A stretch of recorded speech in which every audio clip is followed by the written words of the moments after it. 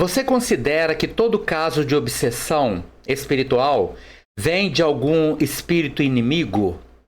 Ou podem existir casos de obsessão que vêm por espíritos inconscientes que nem sabem o que estão fazendo? Este assunto nós vamos estudar agora no nosso estudo semanal sobre obsessão espiritual. Continuando o nosso estudo a partir do livro Obsessão e Desobsessão, de Sueli Caldas Schubert. E neste momento do estudo, ela relata o caso de um problema de obsessão tratado em uma casa espírita. Ela diz o seguinte: nem todo obsessor tem consciência do mal que está praticando.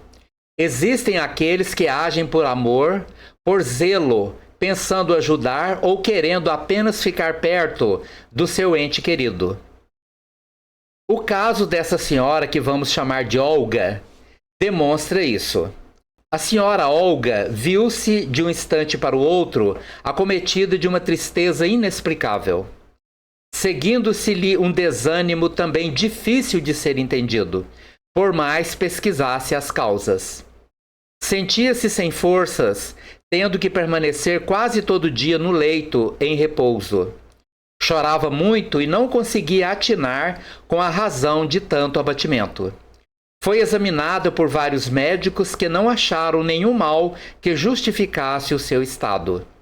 Resolveu, em consequência disso, procurar a casa espírita para orientação e passes. Verificou-se estar sob influência espiritual muito forte. A entidade que a acompanhava era sua própria irmã, desencarnada há algum tempo de maneira repentina e que havia sido pessoa muito boa, havendo inclusive entre elas uma afeição muito grande. Foi feito o esclarecimento da irmã desencarnada na reunião apropriada e o resultado foi imediato. A senhora Olga curou-se, passando a levar uma vida normal. Casos como este existem em grande número e evidenciam o total despreparo das criaturas para a morte. Este é um exemplo clássico dentro da doutrina espírita, que considera a existência de influências espirituais como fatores que podem afetar o bem-estar físico e emocional das pessoas.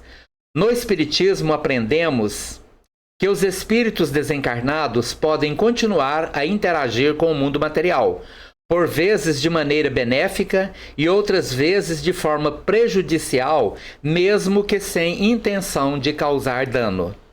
A história da senhora Olga ilustra a noção de que nem todos os obsessores têm consciência do mal que causam.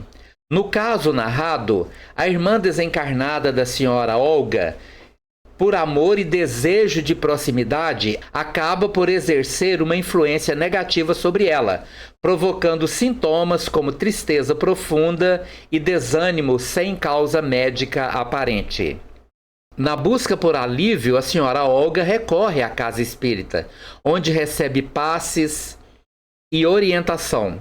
Com a prática do esclarecimento da irmã desencarnada, ou seja, a comunicação e a orientação dada à entidade espiritual sobre sua condição e a necessidade de seguir seu caminho no plano espiritual, a influência obsessiva é removida e a senhora Olga consegue recuperar sua saúde e bem-estar. Essa narrativa ressalta a importância do esclarecimento e preparo para a morte, tanto para os que ficam quanto para os que partem, para evitar tais situações de influência espiritual negativa. A doutrina espírita ensina que o entendimento sobre a vida após a morte e a necessidade de um desapego saudável para que tanto encarnados quanto desencarnados possam prosseguir em suas jornadas evolutivas. Esclarecendo ainda que a desinformação sobre a morte e a vida após a desencarnação pode causar situações nos quais os espíritos desencarnados permanecem ligados aos seus entes queridos na Terra de maneira prejudicial, sem perceber que seu apego está causando sofrimento. Ao buscar ajuda na casa espírita, a senhora Olga não apenas busca alívio para os próprios sintomas, mas também proporciona à irmã desencarnada a oportunidade de compreender sua nova condição e de ser auxiliada por espíritos mais esclarecidos para que possa prosseguir em seu caminho evolutivo no plano espiritual. A irmã, ao tentar manter-se próxima inadvertidamente, transferia suas próprias energias e emoções, que podiam ser de saudade, apego ou até mesmo de preocupação, ou ainda transferindo para a irmã, por via mediúnica, as próprias percepções de doenças físicas não superadas pela irmã após a morte, impactando negativamente o estado emocional e energético da senhora Olga. Lembrando que muitos espíritos que desencarnam repentinamente, eles têm dificuldade de superar imediatamente as dores e os desequilíbrios que podem ter sido vivenciados no momento de sua própria morte. Permanecem ainda no plano espiritual por um tempo sem conseguir superar estes sofrimentos.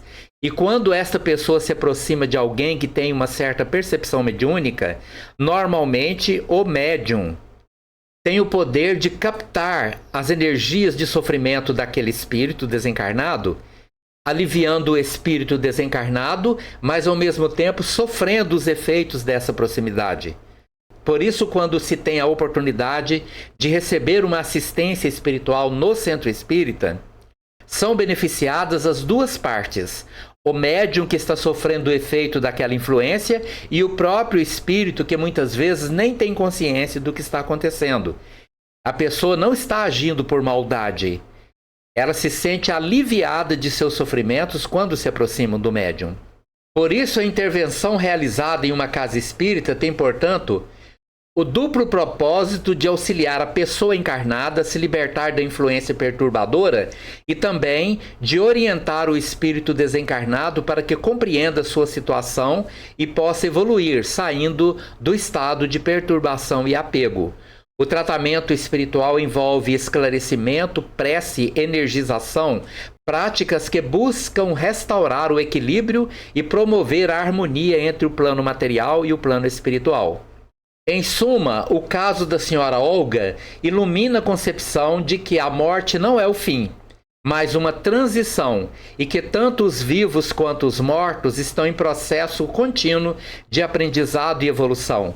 A dor, o sofrimento e os desafios são vistos como oportunidades de crescimento, e a assistência mútua entre encarnados e desencarnados é uma expressão de solidariedade e amor, elementos centrais para o progresso espiritual. Muito bem, meus irmãos e minhas irmãs, muito obrigado pela oportunidade de estarmos aqui estudando juntos e até o nosso próximo vídeo.